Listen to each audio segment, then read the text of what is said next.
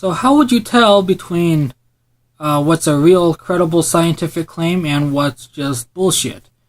Well, for one, it must be peer-reviewed.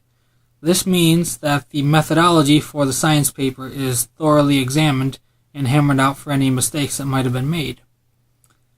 Number two, it must be published in a reputable science journal that is on the Master's Journal list.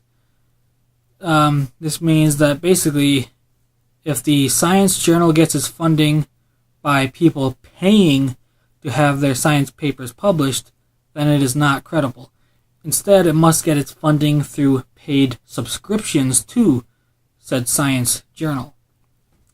Number three, it must have secondary corroborating experiments and papers published to prove that the science paper, that the claims in the science paper can be reproduced. Right? Because reproducibility is essential in science, as we all know.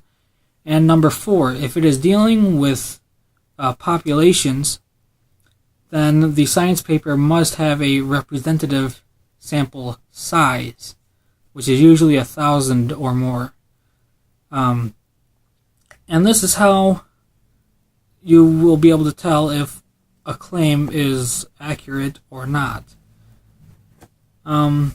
This is a very high standard to live up to, and it's why racists, climate change deniers, creationists, flat earthers, anti-vaxxers, and those type of people can never present this high standard for their claims. They'll never be able to.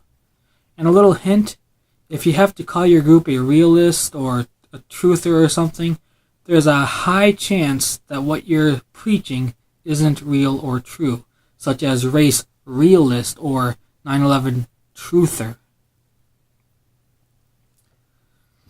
So, those are my 2 cents on what makes a science paper or science claim credible and what doesn't. If it doesn't meet this very high standard, this very high criteria, it just isn't credible. It should just be ignored and maybe even laughed at. So, peace.